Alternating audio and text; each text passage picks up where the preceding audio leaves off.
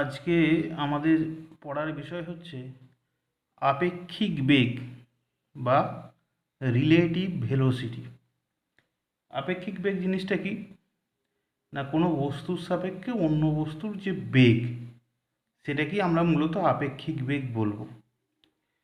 আসলে দুটো বস্তু যদি গতিশীল হয় তাহলে কোনো একটা বস্তুর সাপেক্ষে অন্য বস্তুর যতটুকু বেগ বেশি সেটাকেই মূলত আপেক্ষিক বেগ বলা হয়। এর এমনিতে একটা সংজ্ঞা আছে। সংজ্ঞা হচ্ছে কোনো গতিশীল বস্তুর সাপেক্ষে অন্য কোনো বস্তুর যে আপাত বেগ তাকে আমরা আপেক্ষিক বলি। আপাত বেগ মানে কোনো বস্তুর বেগ যদি 20 হয়, একই দিকে গতিশীল কোনো একটা বস্তুর বেগ যদি 30 হয়, উভয়েরই একক কিলোমিটার পার ঘন্টা যদি আমরা ভাবি, তাহলে 20 থেকে 30 কতটা বেশি সেটাই হচ্ছে 20 যে বস্তুটা সেটার সাপেক্ষে 30 বস্তুটার আপেক্ষিক বেগ। তার মানে এক্ষেত্রে 30 মাইনাস 20 যে জিনিসটা, এটাকে আমরা আপেক্ষিক বেগ বলে থাকি, মানে 10। তো আমরা সংজ্ঞা তো একটা বলবো, আরেকটা বিষয় আমাদের খেয়াল করতে হবে, এরকমভাবেও বলতে পারবো যে কোনো বস্তুকে স্থির ভেবে, মানে দুজনেই গতিশীল হয়তো আছে, তার মধ্যে একজনকে স্থির ভেবে অন্যজনের যে বেগ, তার মানে তাকে স্থির করে নিয়ে বাকি জনের যে বেগ সেটাকে আমরা বলতে পারি ওই দ্বিতীয় বস্তুটার প্রথম বস্তুর সাপেক্ষে আপেক্ষিক বেগ। তো আমরা এই আপেক্ষিক বেগেরই ক্যালকুলেশন বা গণনা করতে চাইছি। তাহলে আমাদের প্রথমেই ধরে নিচ্ছি যে যে বস্তু দুটো রয়েছে তারা একই সরলরেখায় গতিশীল। একই সরলরেখায় গতিশীল নাও হতে পারে, তার ক্ষেত্রটা অন্যরকম। তো যদি একই সরলরেখায় গতিশীল হয় তাহলে তাদের ক্ষেত্রে কী রকম চিন্তাভাবনা সেটা আমরা করতে চাইছি। একই সরলরেখায় বস্তু দুটো, মনে করে আমরা দুটো বস্তু ভাবছি এ আর বি, যাদের বেগ ভি এ আর ভিবি। এখন একই সরলরেখায় তারা একই দিকে গতিশীল হতে পারে, আবার বিপরীত দিকেও গতিশীল হতে পারে। তাহলে একই সরলরেখায় একই দিকে বিপরীত দিকে যখন গতিশীল হতে পারে, আমরা যদি আসি এরকম একটা চিন্তা ভাবনা করছি যে দুটো বস্তু একই দিকে, প্রথমে হচ্ছে তারা একই সরলরেখা বরাবর যাচ্ছে, আবার একই দিকেই যাচ্ছে, বস্তু দুটো একই অভিমুখে গতিশীল আছে। এবার আমরা এ বস্তুর আপেক্ষিক বেগ বের করব বি বস্তুর সাপেক্ষে, মানে বি বস্তুর সাপেক্ষে এ বস্তুর আপেক্ষিক বেগ, এটাকে আমরা লিখব ভি এ বি। যার সাপেক্ষে নির্ণয় করতে হবে সেটা পরে, আর যার আপেক্ষিক বেগ নির্ণয় করতে হবে সেটা প্রথমে। মানে আমরা যেহেতু বি বস্তুর সাপেক্ষে এ বস্তুর আপেক্ষিক বেগ নির্ণয় করছি, তাহলে কার নির্ণয় করছি এর, সেই জন্য ভি এ, কার কার দ্বারা বা কার সাপেক্ষে সেটা বি, সেই জন্য বিটা হচ্ছে পরে। তাহলে এটা হচ্ছে নোটেশন, মানে এই ধরনের ফর্মুলেশনে আমরা এরকমভাবে লিখব ভি এ বি মানে হচ্ছে বি বস্তুর সাপেক্ষে এ বস্তুর আপেক্ষিক বেগ। কোথাও যদি ভি বি এ থাকতো তার মানে আমরা তখন বলতাম বি বস্তুর বেগ আপেক্ষিক বেগ এ বস্তুর সাপেক্ষে। মানে আমার যদি কোথাও ভি বি এ থাকতো তাহলে আমরা বলবো এ বস্তুর সাপেক্ষে বি বস্তুর বেগ, সেটাকে আমরা তখন এরকমভাবে বলতে পারবো। এবার আসি বস্তু দুটো একই অভিমুখে গতিশীল। তো আমরা কতগুলো ছবির সাহায্যে একটু বোঝার চেষ্টা করব। তো আমরা ভাবছি এ বস্তুটা এই অভিমুখে গতিশীল, বি বস্তু একই অভিমুখে একই সরলরেখা বরাবর গতিশীল, কিন্তু আমরা দুটো আলাদা আলাদা বিন্দুতে দেখাচ্ছি বুঝতে সুবিধা হবে বলে। ভি এ এ বস্তুর বেগ, ভিবি বি বস্তুর বেগ। এখন আমরা বি বস্তুর সাপেক্ষে এ বস্তুর আপেক্ষিক বেগ বের করব। এটার নিয়মটা হচ্ছে, চিন্তা ভাবনাটা এটা, আমরা বলেছিলাম কোনো একটা বস্তুকে স্থির ভেবে অন্য বস্তুর বেগ কত সেটাকে আপেক্ষিক বেগ।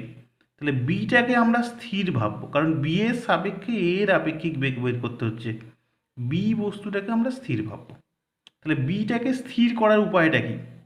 আমরা যদি বি ভেক্টরটার সাথে, যে মানে আমরা এখানে একটা জাস্ট সরলরেখা দিয়ে দেখিয়েছি, একটা ভেক্টর দিয়ে দেখিয়েছি, একটা মাপ দিয়ে, একটা দৈর্ঘ্য অভিমুখ ইত্যাদি দিয়ে, বি এর সাথে বি ভেক্টর বি এই বেগটার সাথে যদি মাইনাস বি যোগ করি তাহলে বি বেগটা শূন্য হবে।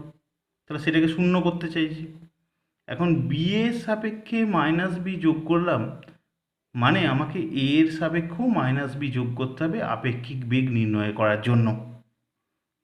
তবে এখানে আমরা এই যে বিটাকে শূন্য করতে চাইছি, শূন্য করার জন্য বি এর সাথে ভিবি এর সাথে মাইনাস ভিবি যোগ করলাম, তবে বস্তুটা স্থির হলো, একটা বিন্দুতে গেল, তাই বস্তুটা স্থির হয়ে গেল বি বস্তুটা। এর সাথে আমরা যখন মাইনাস বিটাকে যোগ করব তখন যেটা পাবো অ্যাকচুয়ালি আপেক্ষিক বেগ, সেটাই দাঁড়াবে বি বস্তুর সাপেক্ষে এ বস্তুর আপেক্ষিক বেগ। তার মানে কি দাঁড়ালো, যার সাপেক্ষে আপেক্ষিক বেগ আমাকে বের করতে হবে সেটাকে শূন্য করতে হবে, স্থির করতে হবে। স্থির করার উপায় হচ্ছে, যেমন ভিবি এর বি বস্তুর বেগটা হচ্ছে ভিবি, তো তার সঙ্গে মাইনাস ভিবি যদি যোগ করি তাহলে সেটা স্থির হবে।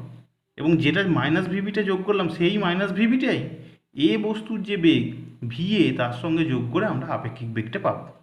এটা হচ্ছে মেথড, আমরা পদ্ধতি। তাহলে আমরা এখানে ছবিটা দেখিয়েছি যে এটা ভিএ, তাহলে ভিবি এর সাথে যেহেতু মাইনাস ভিবি যোগ করেছি, লাল কালিতে দেখানো আছে, তাহলে ভিএ এর সাথেও মাইনাস ভিবি যোগ করলাম। আলটিমেটলি এই দুটো যোগের পরে আমরা যেটা পেলাম, আমরা এখানে মান দিয়ে যদি বোঝার চেষ্টা করি, ভি এর মানে এটা, ভিবির মানে এটা, এবং সেটার মান এটা অভিমুখটা আলাদা, তার মানে এর থেকে এটা বিয়োগ হয়ে যাবে, বিয়োগ হয়ে পড়ে রয়েছে অ্যাকচুয়ালি ভিএ মাইনাস ভিবি। তার মানে এখানে যেটা পেলাম VA plus of minus VB, এটাই হয়ে গেল বি বস্তুর সাপেক্ষে এ বস্তুর আপেক্ষিক বেগ। তাহলে আমরা কি পেলাম, ভিএবি, ভিএবি বি বস্তুর সাপেক্ষে এ বস্তুর আপেক্ষিক বেগ VA plus minus of VB, তাহলে মাইনাসে প্লাস গিয়ে আলটিমেটলি ভিএ মাইনাস ভিবি। যেহেতু আমরা সবগুলোই বলছি একই সরলরেখা এবং অভিমুখগুলো একই দিকে পাবো, কোনগুলোর, ভিএ ভিবি এবং ভিএবির, তার অভিমুখ যেহেতু একই দিকে, তাই শুধু আমরা মান দিয়েও এটা লিখতে পারি যেহেতু অভিমুখগুলো সবগুলো একই।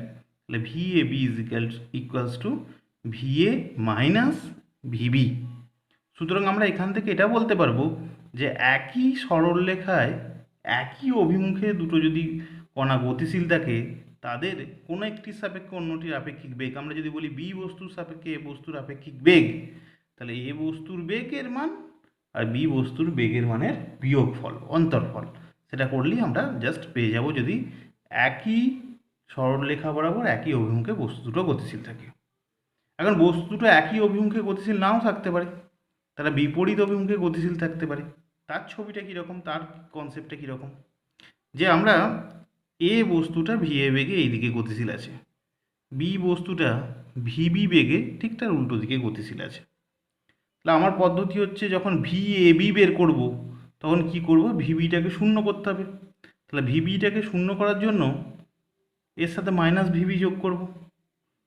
তাহলে এখানে ভিবি এদিকে ছিল, এর সঙ্গে মাইনাস ভিবি, যেহেতু ভিবি এইদিকে ধরেছি, ভিবি এই অভিমুখে ছিল, তাহলে এর সাথে মাইনাস ভিবি এই অভিমুখে হবে, মাইনাস ভিবি যোগ করলাম, তার ফলে বি এর বস্তুটা স্থির হয়ে গেল।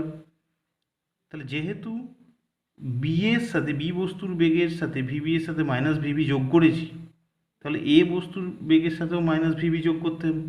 তাহলে এই যে আমি দেখিয়েছি এটা একই সরলরেখা বরাবর দেখানোর কথা, কিন্তু আমি একটু ওপরে দেখিয়েছি বোঝার জন্য। তাহলে মাইনাস ভিবিটা যোগ করলাম, আলটিমেটলি কী পেলাম, দুজনের অভিমুখ একই, যার ফলে মান দুটো আমার যোগ হয়ে গেল, এটা আর এবং এটা যোগ হয়ে গিয়ে আলটিমেটলি কী পেলাম, VA plus minus of VB. অথচ এখানে যোগ হচ্ছে কিন্তু এখানে একটা মাইনাস চিহ্ন রয়েছে, VA plus minus of VB. আর কী দাঁড়ালো, VAB equals to VA plus minus of VB. তাহলে আগের মতনই এসে গেল, কী পার্থক্য কী, তাহলে ভিএ মাইনাস ভিবি। কিন্তু এখানে আমার প্রথমেই ধরে নিয়েছি যেটা এ বস্তুর অভিমুখ যেদিকে বি বস্তুর অভিমুখ ঠিক তার বিপরীত দিকে। তার মানে এ বস্তুর বেগটাকে যদি আমি পজিটিভ দিক বরাবর ধরি, এক্স অক্ষের ধনাত্মক দিক বরাবর ধরি, বি বস্তুর বেগটা এস অক্ষের ঋণাত্মক দিক বরাবর, এবং সেটা পজিটিভ ধরেছি, এটা সম্ভব না। তাহলে এটাকে পজিটিভ ধরলে এটাকে নেগেটিভ ধরতে হবে।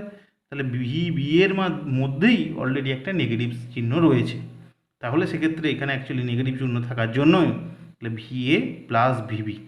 তার মানে কি পেলাম, VAB equals to VA plus VB, অর্থাৎ যেহেতু অভিমুখ সবার একই দিকে, তাহলে VAB equals to VA plus VB, শুধু মান।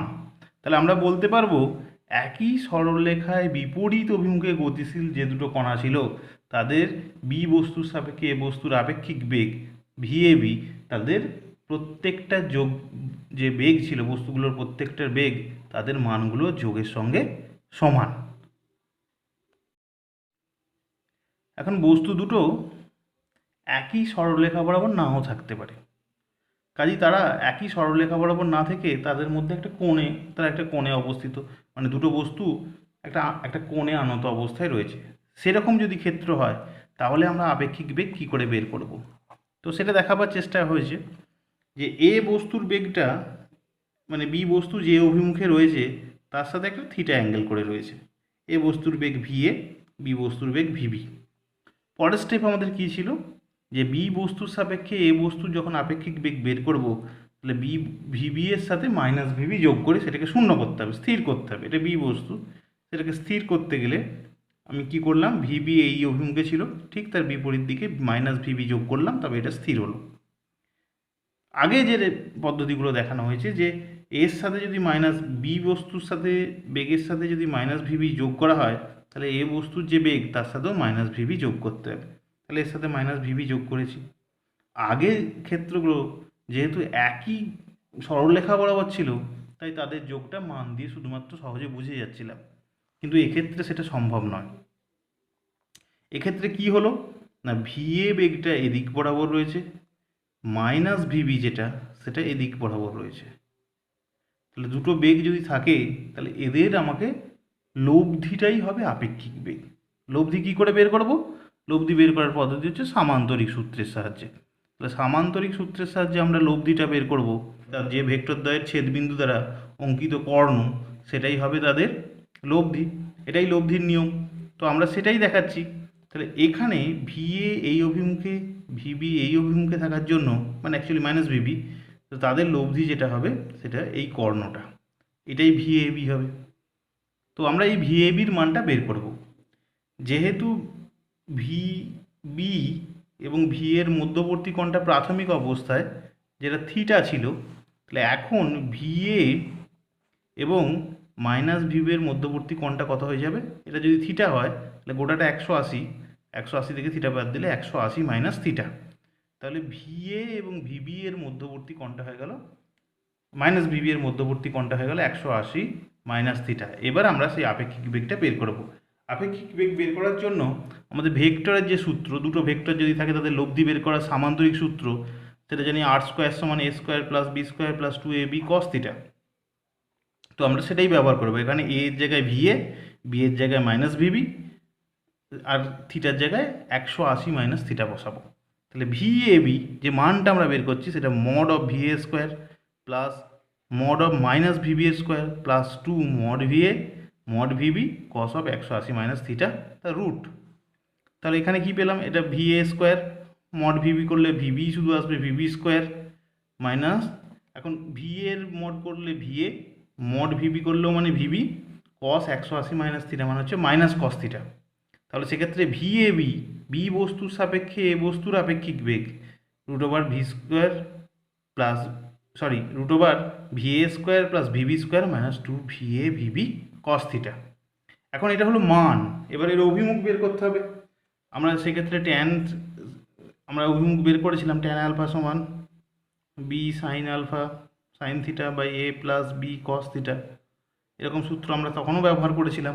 তো এখানে আমরা ভাবছি এই যে লব্ধি যেটা ভিএবি যদি ভিএর সাথে এই যে অ্যাঙ্গেলটা, এই অ্যাঙ্গেলটা যদি ফাই হয়, তাহলে ট্যান ফাই সমান আমরা লিখতে পারবো বি, মানে এখানে ভিবি যেটা জিনিসটা আসবে সেইটা, ওই সূত্রটা অনুসারে, এই সূত্র অনুসারে ট্যান ফাই সমান আমরা লিখবো mod of minus VB sine of 180 minus theta, কারণ এখন অ্যাঙ্গেলটা হয়ে গেছে 180 minus theta, by VA plus mod of VB cos of 180 minus theta. তাহলে এখানে মড অফ ভিবি মানে হচ্ছে ভিবি সাইন 180 মাইনাস থিটা মানে sine theta by VA minus VA, এখানে কস 180 মাইনাস থিটা মানে হচ্ছে মাইনাস কস থিটা, আর mod of VB মানে ভিবি, তাহলে VA minus VB cos of theta. তাহলে ট্যান ফাই, তাহলে ভিএ মানে এ বস্তুর বেগের সাথে লব্ধি বেগটা, এ বস্তুর বেগের সাথে লব্ধি বেগটা যদি ফাই কোণ করে, তাহলে আমরা পাচ্ছি tan phi equals to VB sine theta by VA minus VB cos theta.